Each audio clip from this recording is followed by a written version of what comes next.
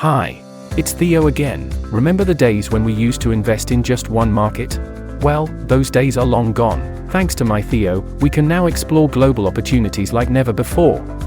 Take a look at my core portfolio, which consists of 3 functional portfolios: growth, income, and inflation hedge portfolios.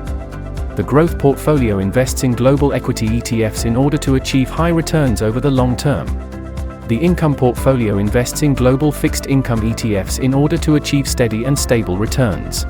The inflation hedge portfolio meanwhile invests in real assets and inflation-protected bond ETFs to protect against inflation and reduce correlation with equities.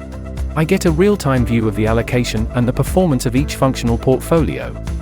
And the allocation and the performance for each ETF is available as well if I would like to know more.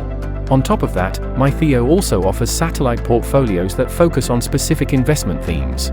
These satellite portfolios allow clients to align their investments with their values, or take advantage of opportunities in specific sectors or themes. So, whether I'm investing in core or satellite portfolios, MYTHEO has made it easy for me to explore global opportunities right at my fingertips. That's it for today's tutorial. With MYTHEO, you can navigate the global investment landscape with confidence, even during market challenges.